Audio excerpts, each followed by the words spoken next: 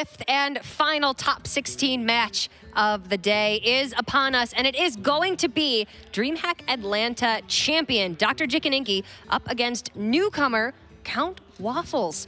We don't know much about this wily Count, but he's got quite an opponent up against him to make it to the top 8. And bringing you the action, it's going to be myself, and that's admirable. Admirable. We've already got 2 North American DreamHack champions from this year through to the top 8. Dr. J could be the 3rd, or we could have a Count in the top 8. I think it would be somewhat fitting to see 3 DreamHack champions make it back to another top 8. These are big open fields that you have to fight through, and they're long days that you have to go through as well. And these have been over now multiple metagames that we've been seeing.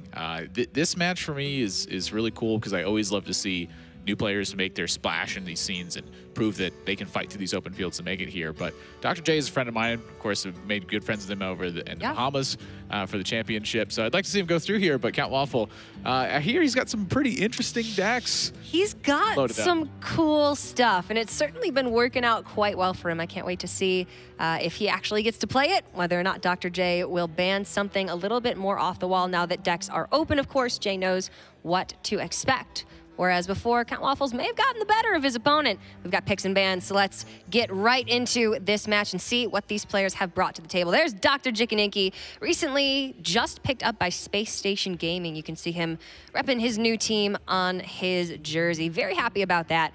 And Drjikininki will have the Warlock, Rogue, Druid, Priest will be banned. Countwaffles has the Druid, Shaman, and Warlock with the Rogue banned. I did talk to Dr. J a little bit before this.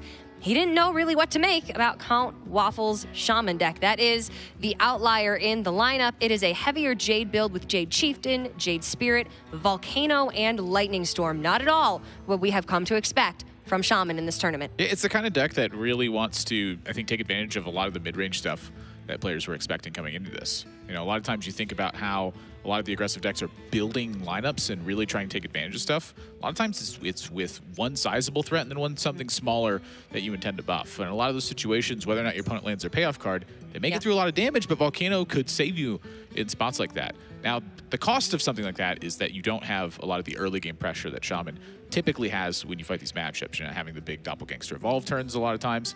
And what that means is you don't have quite as high a payoff yourself. You're playing a little bit more of a responsive strategy. And when I say a little bit more, I mean a lot more of a responsive strategy. That's the kind of thing that we typically don't see succeed in Hearthstone unless it's got a very powerful endgame strategy.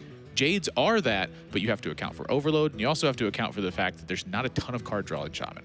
Yeah, you run the risk of stabilizing very low life health, but if you can do it, you can come back from it. You have certainly more late game with this Shaman than you do with the traditional token Shaman. Let's get right into game number 1. No more time wasted. It's going to be Dr. J on the Warlock. Countwaffles bringing out the Druid right off the bat. Dr. J also has an interesting Warlock build. He plays Crystal Weavers, does not play Blood Imps, does not play Blood Fury Potion, plays Cairn and Lich King at the top end alongside Blood Reaver Gul'dan. You ask me, Cairn, I think, is one of the surprisingly stronger minions to emerge in this metagame scenario. When you're trying to land Bone Mare, that's a card that requires a lot of damage to effectively take care of it, or a timely silence plus the board presence already existing.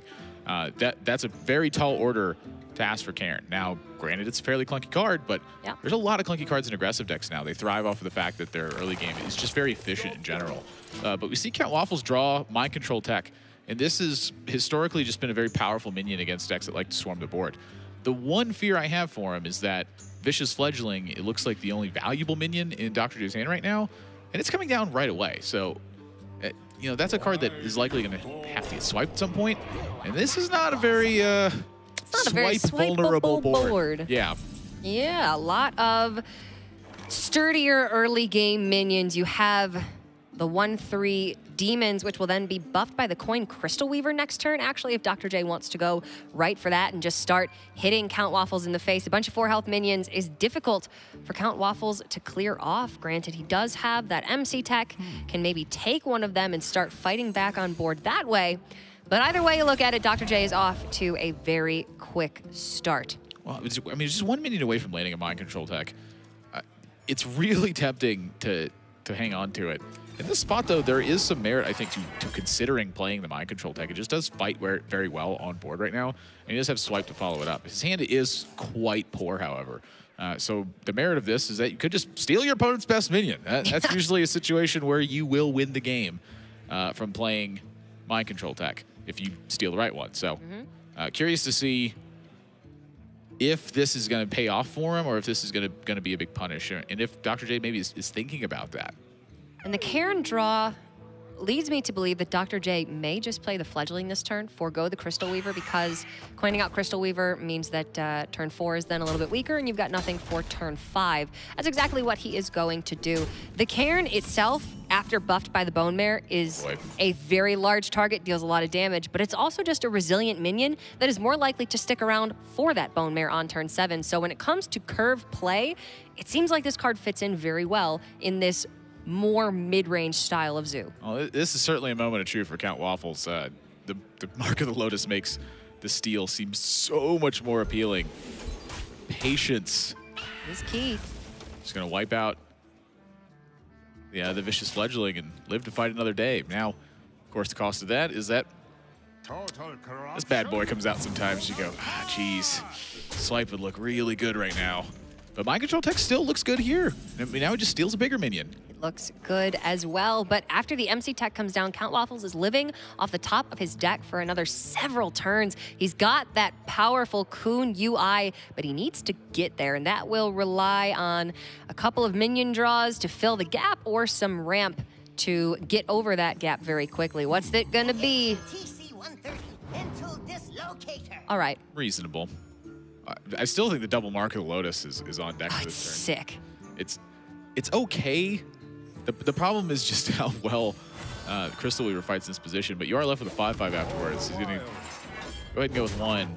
That trades off the Jade. Okay.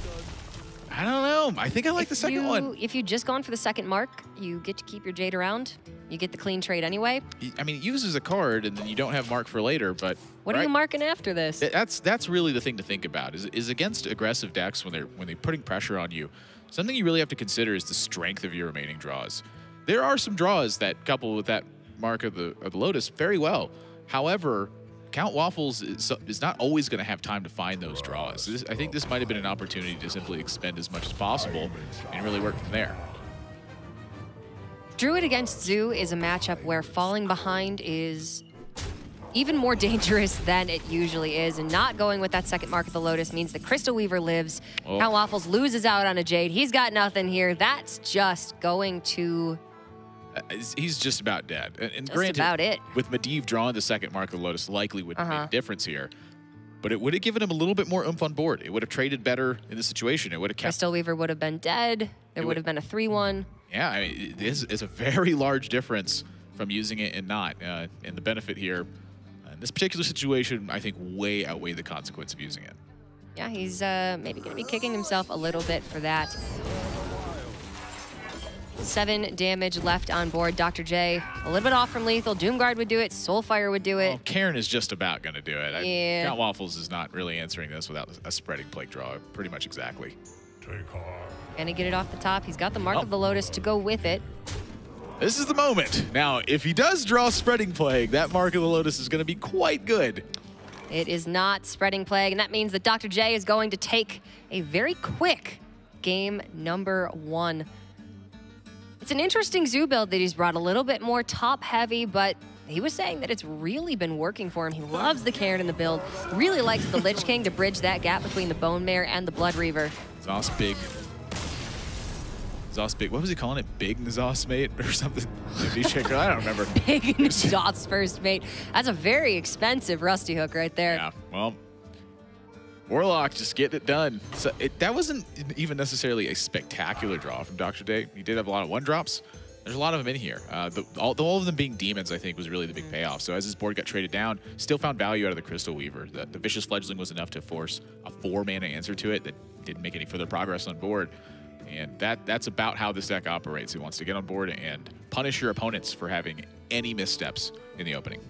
And now, Countwaffles has to fight back against that Zoo build. Is he going to do it with his heavier Shaman or with his own Warlock. Well, the Shaman deck, again, is quite something to look at with the Jade Chieftains. It's very interesting. The Warlock deck is very similar to what Dr. J's brought, but he does have some interesting inclusions in the deck. There's a copy of Defender of Argus. Sarnet Chain Gang I've seen in and out of these decks, but a natural Mortal Coil as well. It looks like he's a little bit more equipped to try to fight for the board aggressively early on. And that's important in this style of mirror match. You need to have a little bit extra to get ahead, because the first player who gets ahead in this matchup, my gosh, is that night and day. Yeah, Countwaffles' list is a bit of a hybrid between the non-demon emphasis zoo builds and the hyper-demon emphasis zoo builds, right? It's the ones with Blood Imps and the ones that forego the Blood Imps and instead just have the strong early game minions. The Darkshire Councilmans are the 3-drop of choice, and they don't play Blood Fury potions. So he's got 1 Blood Fury, but he's got the Councilmans. He's only got 1 copy of Firefly. The thing that was really note to me is the absence of Salsy Captain. The more I've seen that card this weekend, it has just performed so fantastic. In most situations I've seen it. Granted, if you don't have any pirates, it's pretty much 3-mana 3/3. But Darkshire Councilman is a card that it really doesn't operate super well in a lot of situations. From what I've seen and from what I've experienced thus far. I played a little bit of this deck last night, and Salsy Captain was very much outperforming Darkshire Councilman when I was swapping between the 2 lists. But the Blood Fury Potion is something that I have found quite interesting. It is just a lot of stuff on 1 minion. The Spellbreaker in Dr. J's hand, the Prince Kaliseth, the Flame Imp Opener, though, this could be a lot of trouble for Dr. Waffles. Dr. Waffles. Countwaffles, excuse me. Dr. Professor Countwaffles.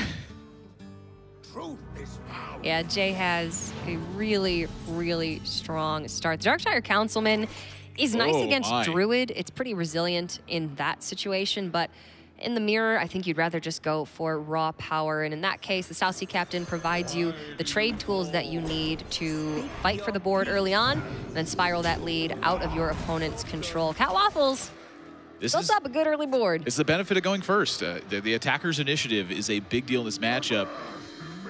It's also a nice draw for Jay. That is a fantastic draw, and that's really how this matchup ends up running. There's a lot to do in the early game. If you end up having Kaliseth, you oftentimes will find yourself with these styles of leads, but it's a lot of back and forth here.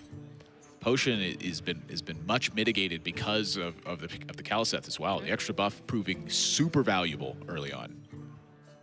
Patches is really one of the big payoff cards when you draw Prince Kaliseth. It's something very unique. Really all that much more interesting that Countwaffles is not running it. No pirates in this package.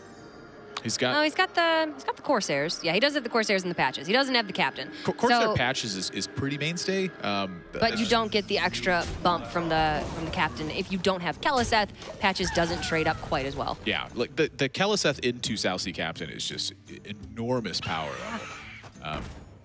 It's situations like this where really Countwaffles struggles. Kaliseth in this match is much more serving as a recovery tool than it was strictly an aggressive tool. Now it's paying dividends.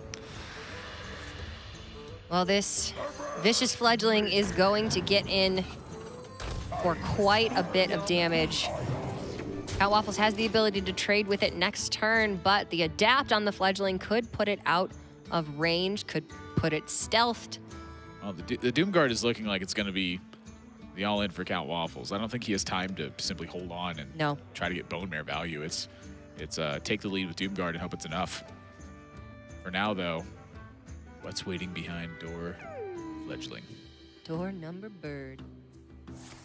It's the reason they took this little guy out of Arena recently. It's pretty good. And that Doomguard looks like a bad draw, but what that actually does, it gives Dr. Drjikininki a 33% chance to just have a second Doomguard back behind his first one. If he hadn't drawn that card, that Doomguard is just somewhere in the deck. It's X to 1 draw, where X is the number of non-Doomguard cards in your deck. It looks miserable to draw, but it's only, for me, when it's like a guaranteed discard or you know the game's going the distance. In this situation, I think it's actually quite good. The Adapt that Dr. J picked up on the Fledgling was not ideal. +3 attack taunt and can't be targeted. Chose can't be targeted, so Soulfire doesn't get the kill here. Forces the trades on board into the Fledgling. Which I'm a bit surprised by. I mean, this is right into the Doomguard turn for Countwaffles. like +3 attack here makes the smaller minions trade into this instead, and the Doom Guard gets pushed out. So maybe he just wants the damage on the Doom Guard, but you can play your own Doom Guard, get the kill that way. Oh, the Blood Reaver Gold Dance, awful draw, and both of them are gone. Either keeping the Doom Guard or the Blood Reaver Gul'dan, I think, was a big payoff for Dr. J. Yeah, Instead, absolutely. Whoa. Okay, but Jay does have the Karen in the deck and the Lich King in the deck, so his top end isn't completely reliant on Blood Reaver Gul'dan like other Warlock decks are. That is so sad. That is such a bad 2 draws. If he draws them in the opposite order, this is fine. He's fantastic. This Doom Guard's getting in. And now it's protected. Yep. That carry has been supported very well by this Voidwalker, and when it's got backline, where it's got frontline protection, this is problem for Countwaffles. Now, I do have to ask, why do you think that Dr. J traded the Doom Guard in there? A lot of this matchup, I think, just comes down to restricting your opponent's board so that they can't do anything. It is going to Doom Guard turn, or to Bone Mare turn. 6 damage does provide a lot of value, but that's exactly the reason why. Stuff like Bone Mare and even just the Defender of Argus. You know, the last thing he wants is to have to attack face this turn and then still have to have the Doom Guard attack a minion next turn, even if it's small. So I like the attack, even though it's quite insignificant in the grand scheme here. Playing cleanup work for a very long time is typically a great way to get ahead of this matchup.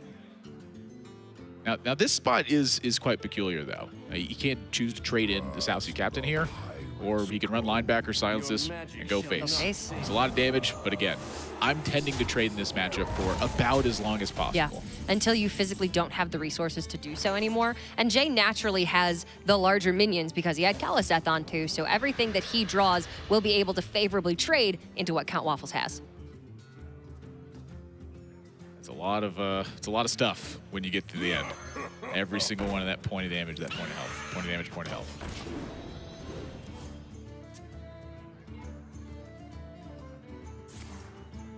Oh my. Oh my. Whew. I think this is just... This is probably the runaway. At this point, Countwaffles has been overwhelmed. Another Despicable Dreadlord would maybe bring him back at this spot. It's pretty much Dreadlord or bust. The Dreadlord and the Soulfire here actually might give Countwaffles this game. Yeah, Malchezaar's Imp can draw him a card, and so this is really the decision. Would you rather have a potential card draw? The thing about it is there's no reason to really dig a card deeper unless he feels like he's just got to have Gul'dan or he's going to lose the game. Either way, I think you're going to tap first. Yeah, the thing about it is if you tap first, now you can Malchezaar, Soulfire the Flappy Bird. If you get Despicable Dreadlord, you can still play it. I think that's probably the play. I mean, Kaliseth is just offering next to nothing here. He knows he's Soulfiring, but I think that the giant payoff potential of drawing that perfect card is worth a lot more than that Kaliseth is. It's a good draw, but... I'll take it. Not perfect.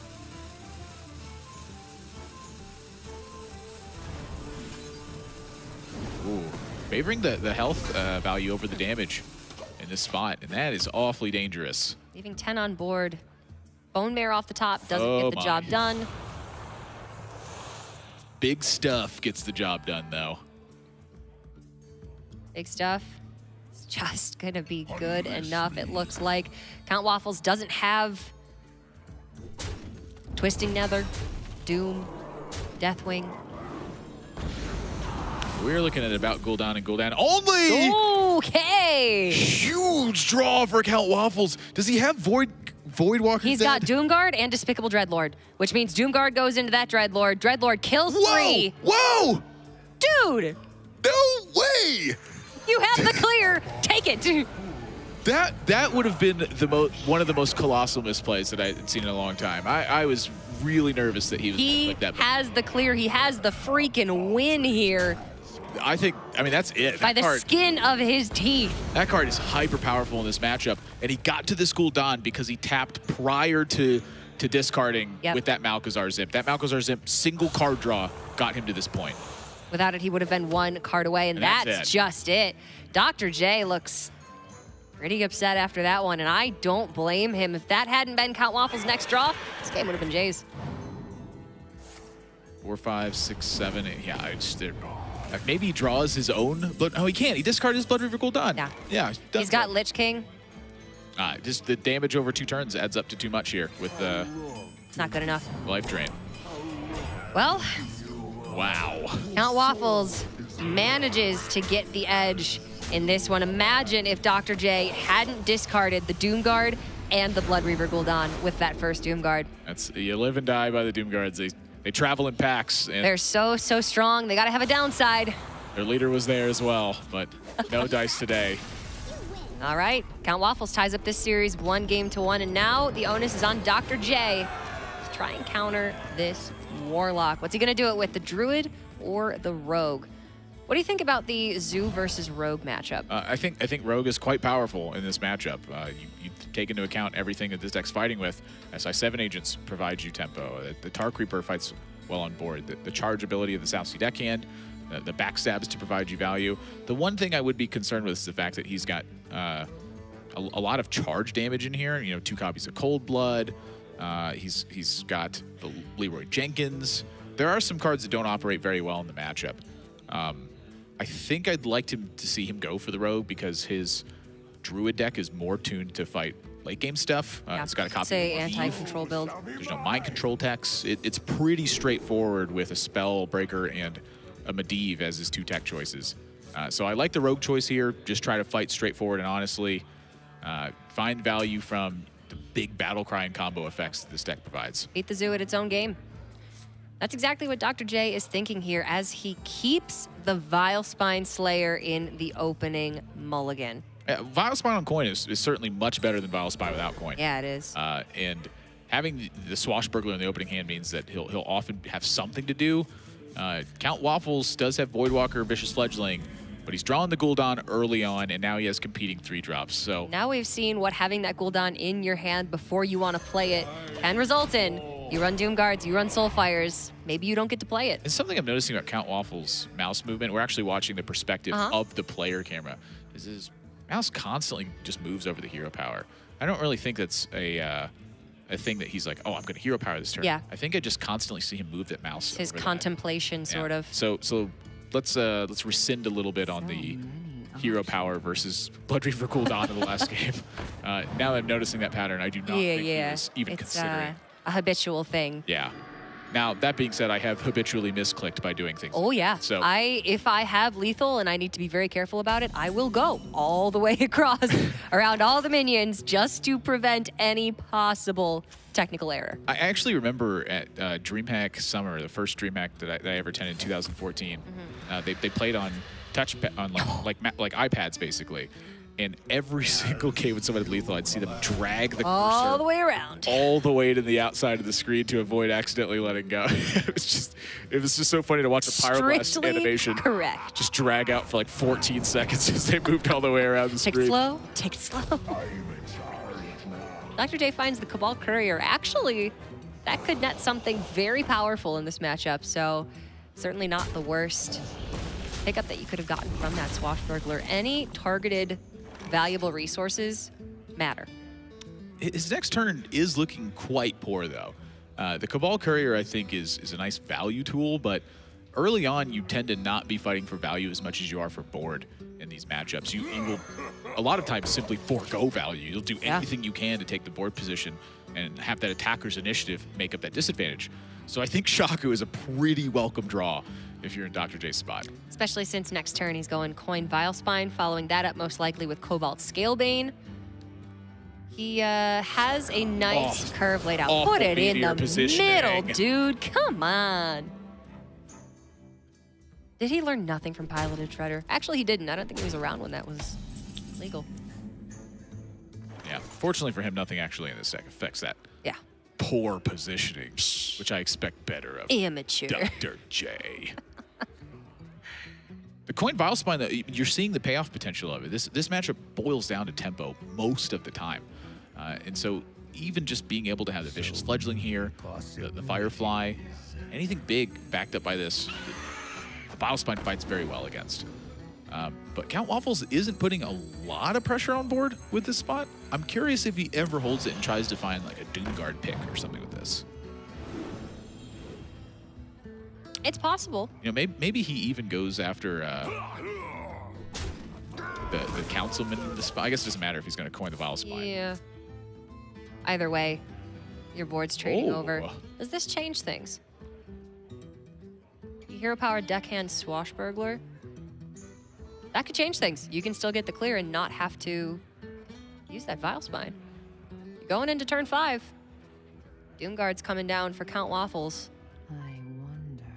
It is quite interesting. I mean, these are two very different directions to take where being adept at knowing the average Warlock card you pull matters quite a bit in this situation. I couldn't tell you off the top of my head. I've never done average class card pulls from Swashbuckler math. If this is a deck you're playing a lot, though, treachery?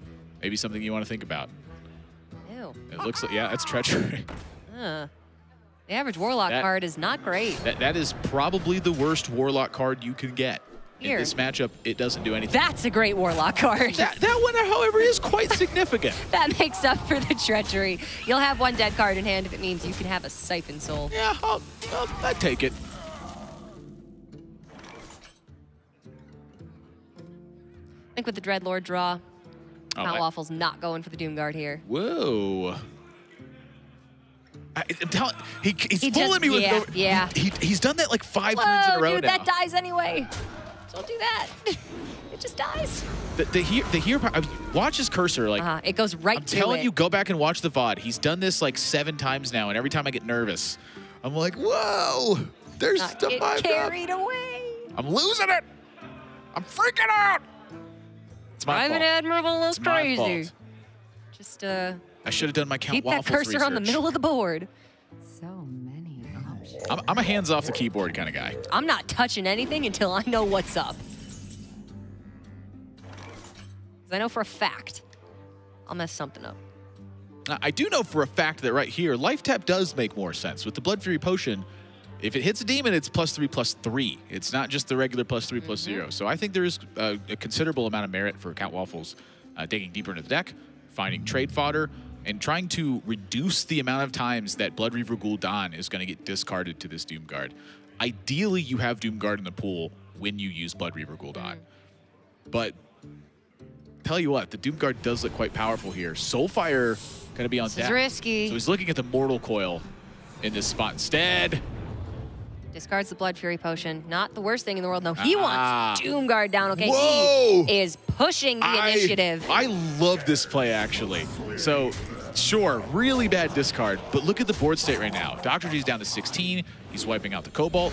The Cobalt gave Countwaffles the idea that there was no Vile Spine in Dr. J's hand. So now, can he take advantage of the fact that he's held on to this Vile Spine? I think it's going to be quite difficult because Countwaffles is beating down the door, but he did just lose his major endgame tool with Blood Reaver Gul'dan. And you know what? I think with the Siphon Soul to back it up, if Countwaffles picks up that second Doomguard, Dr. J can kill it, gain a little bit of life.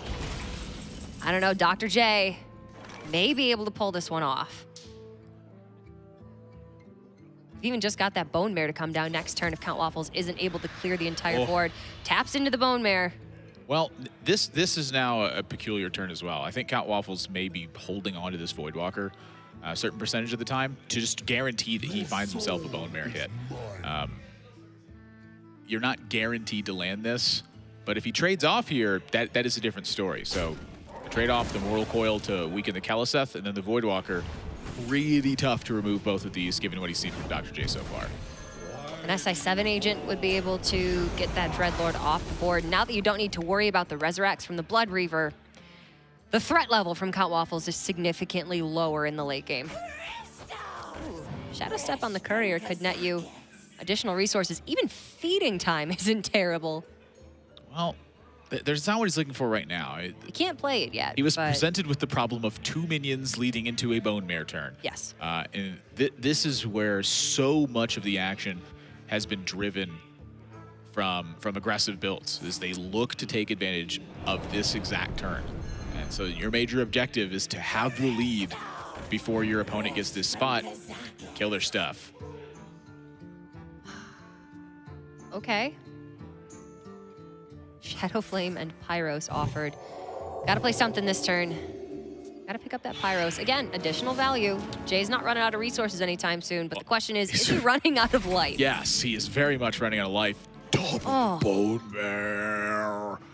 Oh my gosh, that's such a huge draw.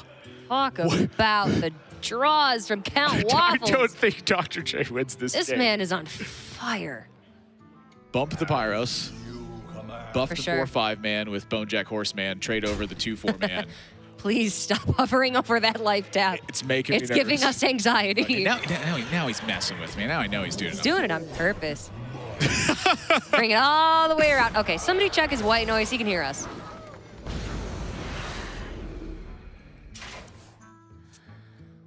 Oh dear. Yeah, That would have been that perfect is a 2-1 last turn. lead. And that's honestly just the value that Life Tap really has provided in this matchup. Just a couple of extra card draws that Countwaffles got smoothed out his draw. He took a big risk with the Doomguard turn, saying, you know what, I think I can simply recover from this. He found his 2 biggest payoff cards, and Dr. J just really doesn't get there after this. We're looking at the need for quite a string of miracle draws. Even another Vile Spine wouldn't be able to cut it. Bone Mare after Bone Mare is just too much for the Rogue to deal with. Unless Jay's got a Doomsayer in the deck that he can give to Countwaffles. Oh, God. Job's done. Man, oh man.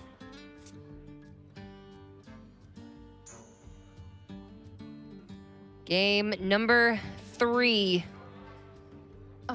Going to Countwaffles. He's up to a 2-1 lead. Can he take out the DreamHack Atlanta champion and keep him out of the top 8, where he could potentially meet Shoop or Muzzy, the other North American DreamHack champions from this year? Well, Druid is a very strong all-around deck, but the thing about it is this is the matchup that I think it can be quite weak to.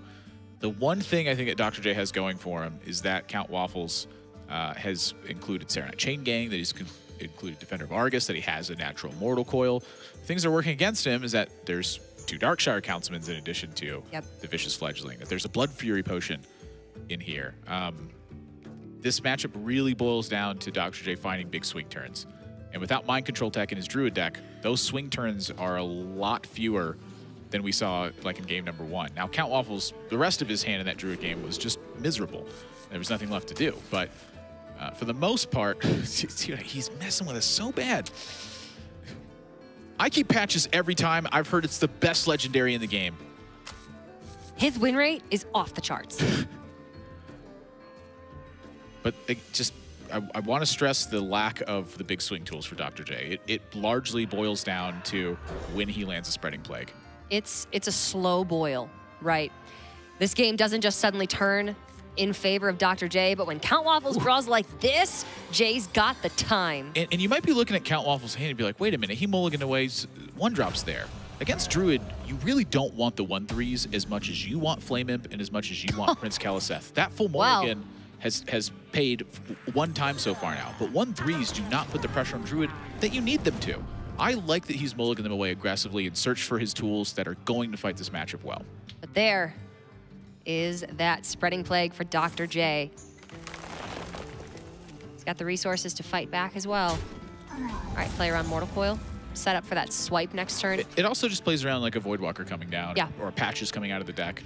Flame Imp is a very threatening card, so if he intends to swipe next turn, which he certainly will be in this Vicious Fledgling, that attack pays off large. In the face of almost any defensive measure from Countwaffles, though, putting that 1 damage in the face is almost never significant, whereas putting this Flame Imp to 1, you very much could be. Day. All right, good forethought by Dr. J. He's going into that Nourish turn, and Countwaffles has a pretty weak reload here. Well, wise of him to do it with the Defender of Argus, though. Just getting 2 minions on board is significant going into turn number 4. And here I think I'd like to just see the Jade Blossom. It's not super strong, but with Dr. J's hand right now, he's got 6-drop, he's got 6-drop, but these are going to fight for board almost the entire time. Yeah. And as he fights for board, he's likely going to need Nourish to just fetch him some more cards. Again, that top end, it's Medivh, it's the Forgotten King, it's 2 Ultimate Infestations. These 2 6-drops are going to be expended very aggressively to try to fight for board, and then after that, he's going to have to find something. Countwaffles is going to want to make this trade with the Voidwalker to keep the Icarus veteran alive. Icarus, is that how you pronounce that? Icarus. Icarus veteran. Yeah, I think I believe so. I've never known how to pronounce this card, and I've actually always been afraid to pronounce it. I've just always said veteran. It's probably safe.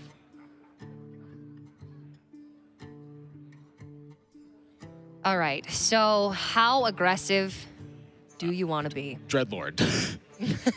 Dreadlord is pretty much better than Doomguard, unless you just desperately need the charge damage.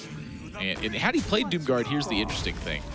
He would have been able to press Dr. J down to 14 this turn, 13-12 actually, and there's not an immediate threat on the Doomguard, so he would be setting Dr. J down to 7 if he didn't have a defensive tool after that.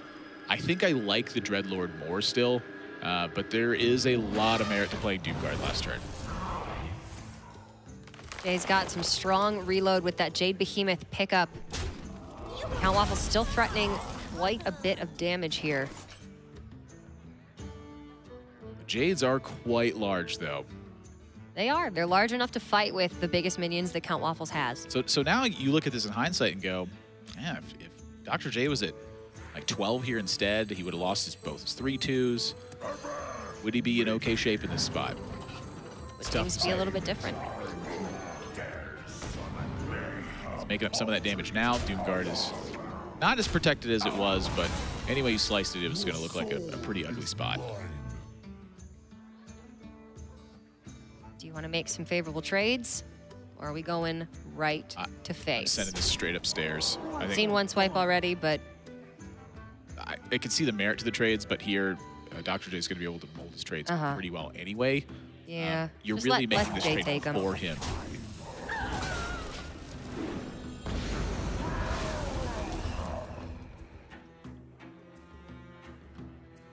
Spreading Plague is not very strong on this board. Not great. Would you rather just nourish for cards? I think so. 15 is fairly safe in this position, and he knows Countwaffles doesn't have any cards in hand, so his big payoff, it's Bone Mare, and he's got 1 draw for it. Swipe pickup's really nice. Malfurion the Pestilent. Really nice. That's an incredible draw. Swipe pickup is really nice. Yeah, he gets to blow up all his stuff. Sorry, my enthusiasm level was a little bit low there. Blowing up stuff's good. Okay. I like the Lotus expenditure here. It makes sense to me. I can see why It looks, you would not want to do it. It looks really strange, but look at his hand. He's got Malfurion. If he gets through 1 turn with a reasonable position, it's probably over. Yeah.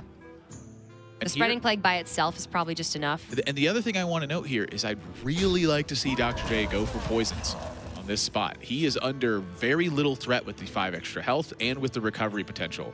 The 1-2 You can just kill off the Kaliseth as well. The 1-2 poisonous will threaten everything that Countwaffles is going to play. I agree. I think if he goes for those poisonous 1-2s, Doomguard is dead. You can kill off the Kaliseth. You're gaining 5. So you're leaving yourself at 18 after you make that attack. The big threat here is Blood Reaver Gul'dan. Countwaffles is still a couple of turns away. What's Jay gonna go for? He knows what he's doing. Poison Spider gamers. You should make these a lot more often than you think you should. Yeah. Even when they're pretty much just going to die on board, I tend to make them. Oh! That's Well, the worst draw on the deck. Well, sort of. I mean, Doomguard's pretty bad on this board as is. But Blood Reaver Gul'dan does get him that major card that he needs. Like, he needed that card, I think, to win this game. And while he can't play the Doomguard before he draws it, again, the Doomguard just was pretty bad here. I mean, you can play the Doomguard after. Still going to be 1 more turn that Countwaffles can't do much, and Jay's Jades are getting big. That is enough to close this. He had a strong Jade curve out. He was able to punish Countwaffles on the coin vicious fledgling spot, and that was pretty much all she wrote. There's still quite a bit of damage left to deal, but Countwaffles has got nothing to keep himself in this one. Looks like we are going to game number 5. Can the DreamHack Atlanta champion, Dr. Drjikininki, meet DreamHack Austin champion Shoop and DreamHack Montreal champion Muzzy in the top 8?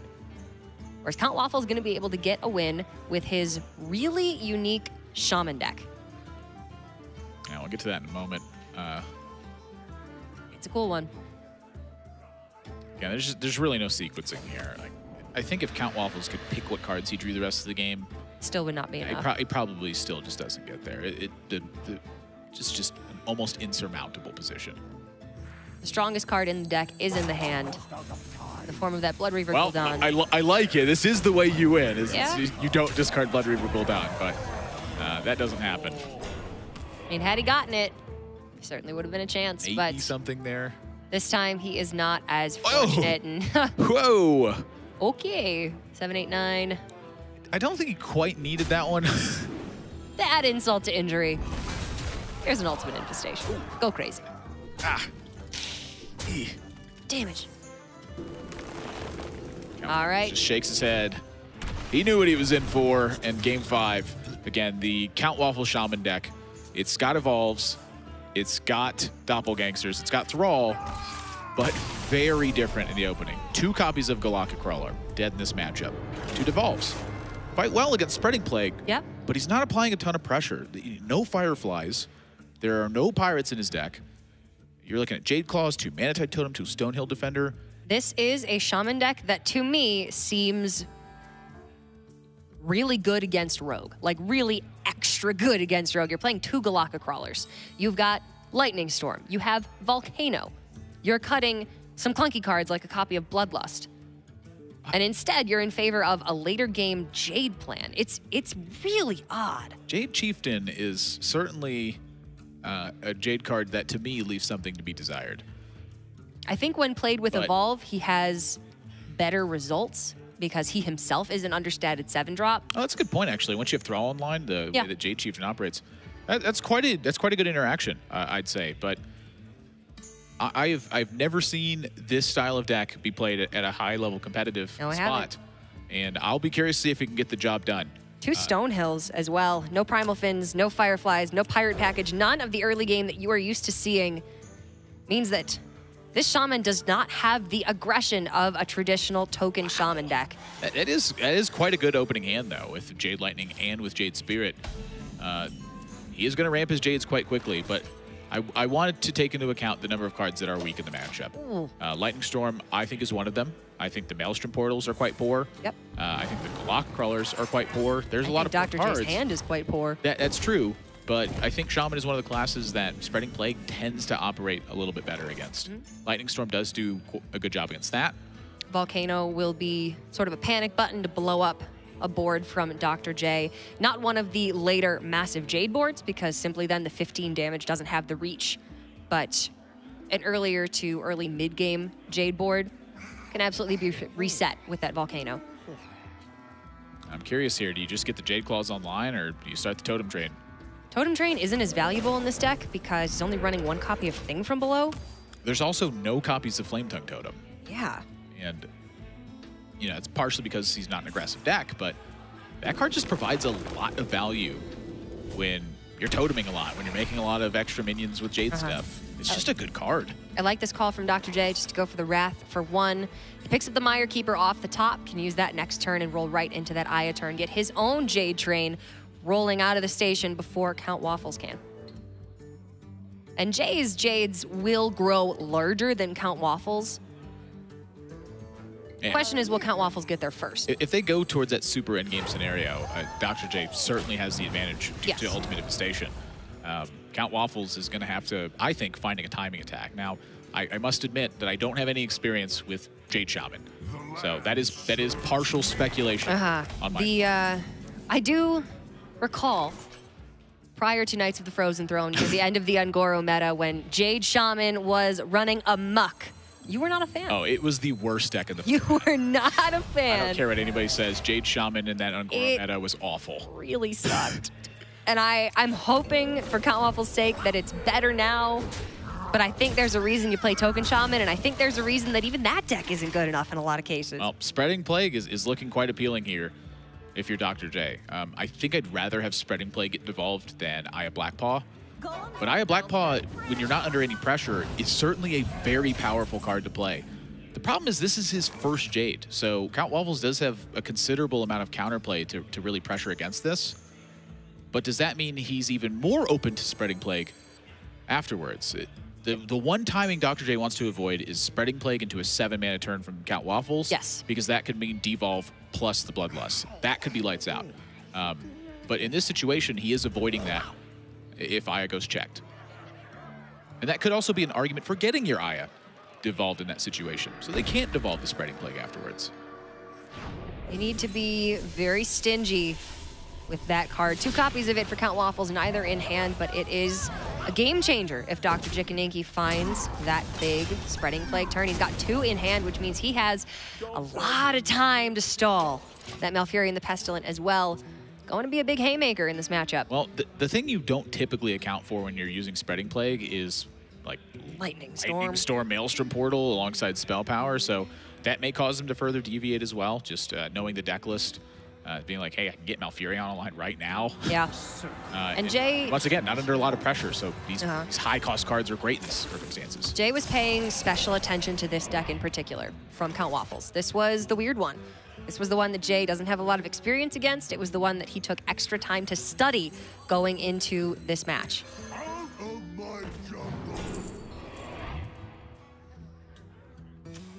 And Primordial Drake is the best card here, but is it the best card for the situation? Yeah, that's really the thing to take into account is blowing up your own board. 4-8's good, but... I mean, if they're going to Spreading Plague and you know it. Yeah, you can reduce your own board size to make Spreading Plague bad. That's a relatively common play, as crazy as that sounds. Yeah, it sounds facetious, but it is true. And I'd like to see the Totem trade in for that reason, but he may just believe that Dr. J does not have Spreading Plague because of the way these turns have panned out. He's been very patient with it. Countwaffles really needs to find some Evolve action here. He's got 2 copies of Evolve and the Thrall Deathseer. That's one thing that could really rocket his advantage even more ahead of Dr. J's. If he can take this board of relatively puny minions and suddenly crank them up 2 mana cost, now it's something that Jay might not be able to deal with. Now, this is a tough turn as well. I'm a bit lost. I personally would have Spreading Plague a lot sooner than Aya Blackpaw. Here,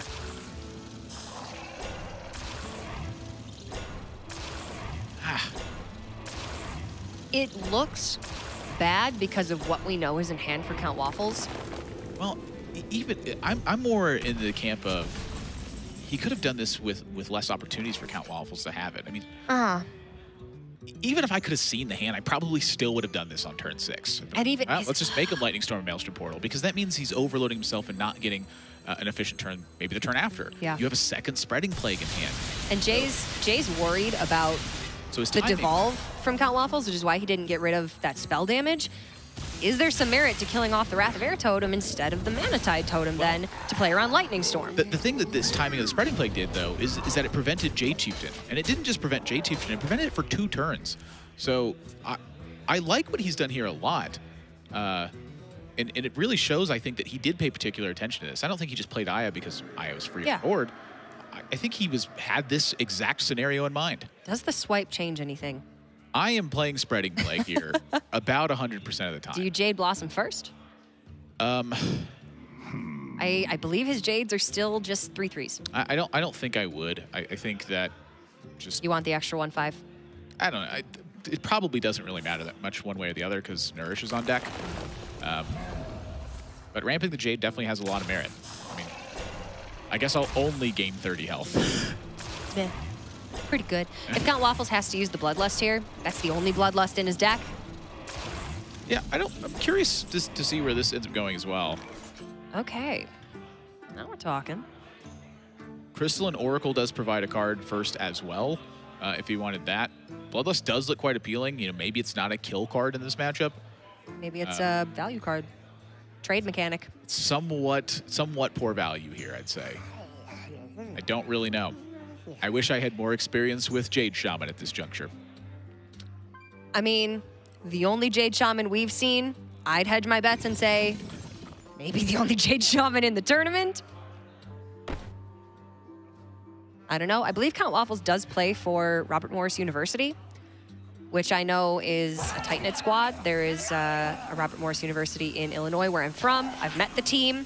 They practice a lot together. If there's other members here, maybe they brought it. He's got his eye on Evolve, and his time will fall somewhat short here. There's a lot of failure rate here. He's not going to take the card from the Crystalline Oracle first either. A pretty strong board. This is really weird. Dr. J can still clean this up pretty well with double swipe. Double swipe is quite good. You swipe the Bone Baron, and then... Well, you play a 7/7 first. Yes. We're playing the Coon first. You swipe Bone Baron, and then I think you swipe Barnes, and then 2 Scarabs go into the now 2/1s. All right. Well, he sees something that I don't see, which I guess he just wants to power clear. Yeah, protect the health on the Scarabs, which I guess... Why wouldn't you just play a 7/7?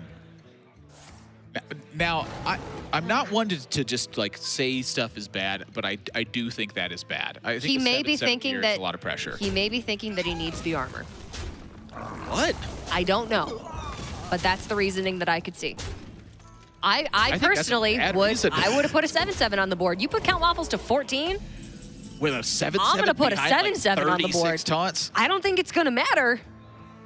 I do. But I'm putting a 7/7 on the board. There are almost always benefit consequences that you can argue against. It's at the very least something that I would have liked him to think about. Not today. It's not. Incorrect play. Admirable. We are but casters. We cannot say those things.